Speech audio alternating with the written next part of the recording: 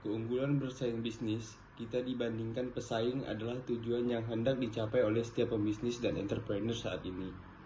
Keunggulan bersaing adalah bagaimana posisi perusahaan kita lebih unggul dibanding pesaing. Salah satunya adalah mencapainya melalui proses operasi perusahaan yang dijalankan oleh perusahaan. Akan tetapi, seringkali operasional belum dilihat sebagai sumber keunggulan bersaing perusahaan. Hal ini jauh berbeda dengan kondisi real perusahaan untuk bisa menang di tengah tingginya tingkat persaingan saat ini. Menang di antara pesaing adalah hal yang harus dicapai oleh setiap pembisnis.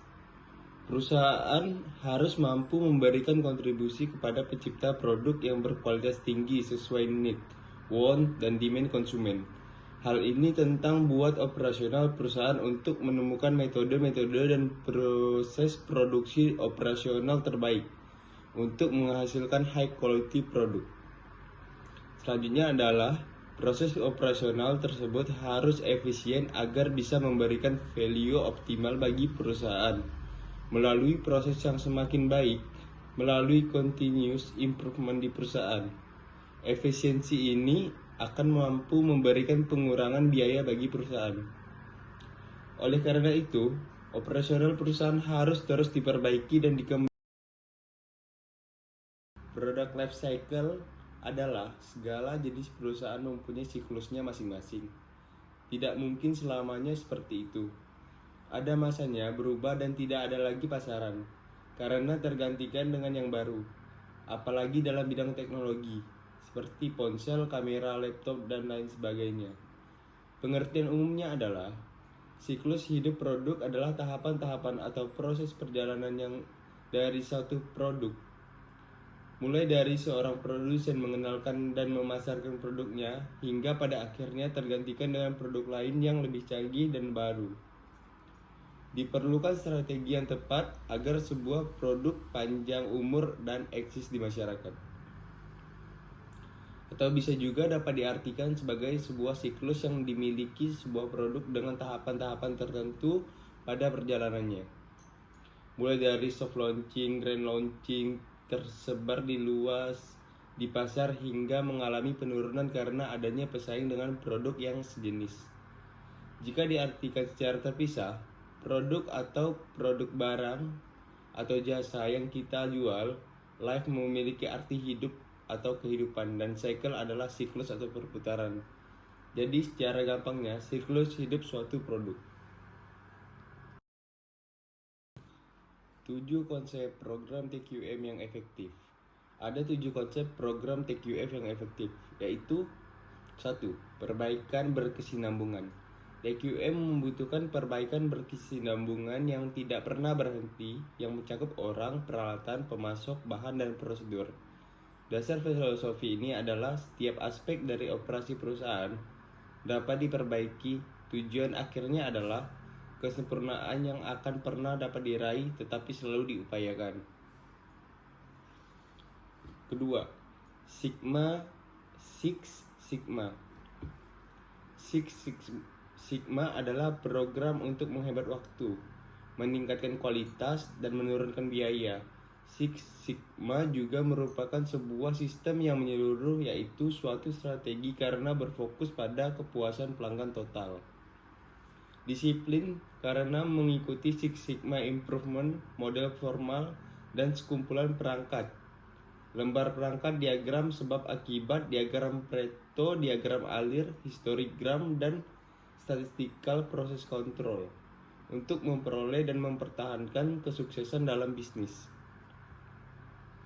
Yang ketiga, pemberdayaan pekerja. Pemberdayaan pekerja berarti melibatkan pekerja pada suatu langkah proses produksi. Ada beberapa cara untuk memperdayakan pekerja. Yang pertama, membina jaringan komunikasi yang melibatkan pekerja. Yang kedua, membentuk para pekerja yang bersikap terbuka dan mendukung. Dan yang ketiga, membangun organisasi yang memiliki moral yang tinggi. Keempat, benchmark. Benchmark merupakan pemilihan standar kinerja yang mempresentasikan kinerja terbaik dari suatu proses atau aktivitas. Benchmarking meliputi pemilihan standar produk, jasa, biaya, kebiasaan yang mewakili suatu kinerja terbaik dari proses atau aktivitas serupa dengan proses atau aktivitas Anda. Yang kelima, ada just in time. Konsep JIT diadakan untuk perbaikan, berkesinambungan, dan penyelesaian masalah. Dalam konsep JIT, barang diproduksi dan diantarkan saat mereka dibutuhkan, saat ada permintaan. Berkaitan dengan kualitas dalam beberapa hal. Yang pertama, memangkas biaya kualitas, dan yang kedua, meningkatkan kualitas. Kualitas yang lebih baik berarti persediaan yang lebih sedikit, serta sistem JIT yang lebih baik dan mudah digunakan. Tujuan memiliki persediaan adalah melindungi kinerja produk yang buruk disebabkan oleh kualitas yang tidak dapat diandalkan. Jika kualitas konsisten, maka JIT memuat perusahaan dapat mengurangi semua biaya yang terkait pada persediaan. Yang keenam, konsep Taguchi. Genichi Taguchi memberikan 3 konsep yang bertujuan memperbaiki kualitas produk dan proses, yaitu 1. Ketangguhan kualitas. Produk berkualitas tangguh adalah produk yang dapat diproduksi secara beragam dan konsisten dalam segala kondisi manufaktur dan lingkungan yang kurang baik, dan menghilangkan penyebabnya. Taguchi menyarankan bahwa menghilangkan pengaruh biasanya lebih daripada menghilangkan penyebab, dan lebih efektif dalam memproduksi produk yang tangguh. Dengan cara ini, variasi kecil dalam bahan dan proses tidak akan mengganggu kualitas produk. Yang kedua, ada fungsi kerugian kualitas atau disingkat QLV. Mengidentifikasi semua biaya yang berkaitan dengan kualitas rendah dan menunjukkan bagaimana biaya ini meningkatkan jika kualitas produk semakin jauh dengan keinginan pelanggan. Biaya ini tidak hanya meliputi ketidakpuasan pelanggan, tetapi juga biaya garansi dan jasa, biaya pemeriksaan internal, perbaikan scrap, dan biaya yang dianggap sebagai biaya bagi masyarakat. Yang ketiga, kualitas berorientasi sasaran. Kualitas berorientasi sasaran merupakan sebuah filosofi perbaikan terus-menerus untuk membuat kualitas produk tepat sesuai dengan sasaran. Dan yang terakhir, ada perangkat manajemen kualitas total. Perangkat manajemen kualitas total antara lain adalah lembar periksa, diagram sebab akibat, diagram Pareto, diagram alir, histogram, dan statistical process control.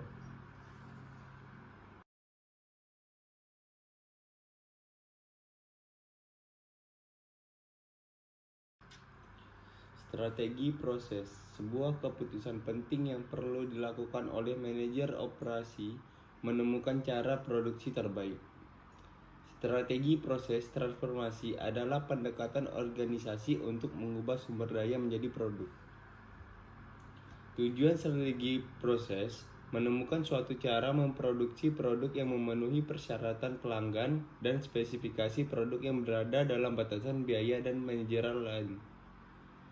Berikut 4 strategi proses. Yang pertama, fokus pada proses.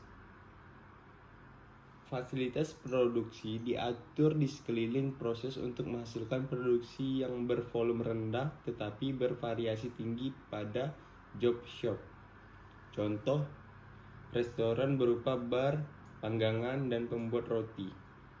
Pabrik mungkin departemen yang menangani pengelasan, penghalusan, dan pengecatan. Yang kedua, fokus berulang. Berorientasi pada produk yang menggunakan modul, komponen produk yang telah disiapkan sebelumnya. Contoh, perusahaan makanan cepat saji, modul roti burger, daging keju, mayones, tomat, dan bawang. Perusahaan memperoleh keunggulan yang ekonomis dari model continue dan keunggulan umum model, yaitu volume rendah dan banyak variasi.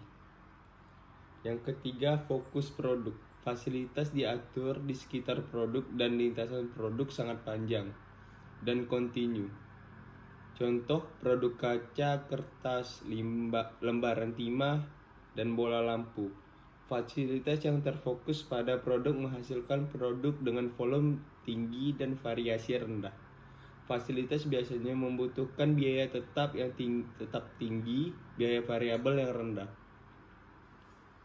Dan yang terakhir, fokus mass customizers. Pembuatan produk yang dapat memenuhi keinginan pelanggan yang unik, cepat, dan murah. Variasi produk bervolume rendah dan biaya manufaktur bervolume tinggi, serta terstandarisasi. Manajer operasi menggunakan sumber daya imajinatif dan agresif untuk membentuk proses yang gesit dengan memproduksi yang cepat dan murah. Contoh, Toyota mengumumkan penyerahan mobil yang dipesan khusus dalam waktu 5 hari.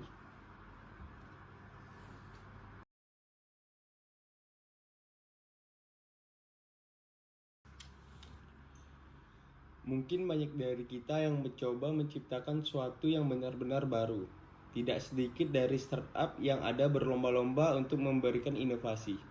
Mencoba mewujudkan yang dulu yang mustahil menjadi bisnis yang menjanjikan. Hadir dengan ide kreatif mengutarakan semesta mencoba terlihat di antara yang lain. Tetapi jika dilihat kembali, kenapa begitu banyak perusahaan besar yang justru memiliki model bisnis yang kurang lebih sama? Sebut saja Gojek dan Grab, Tokopedia, Bukalapak, Shopee, dan Lazada, OVO, Dana, dan GoPay. Mereka berebut pasar yang sama, tetapi mencoba terlalu berbeda. Model basisnya sama, tapi entah kenapa pengalaman dan kesan yang diberikan bisa berbeda. Yang mereka lakukan merupakan pertarungan dalam strategi dan bagaimana melakukan itu. Mereka mengetahui kompetitor mereka dengan baik. Kompetitor analisis merupakan sebuah cara untuk mengumpulkan, mengidentifikasi, dan membandingkan apa yang kompetitor kita lakukan. Sederhananya untuk mengetahui SWOT atau Strength, Weakness, Opportunities, Threat dari kompetitor kita.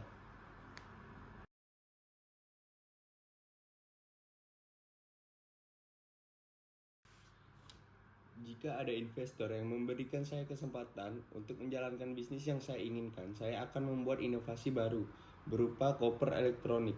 Jadi, simpelnya, koper ini merupakan kombinasi koper dengan mobil remote control.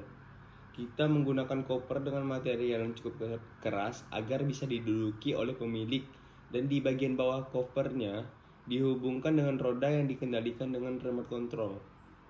Tujuannya agar para traveler tidak perlu mengeluarkan tenaga berlebih untuk membawa koper.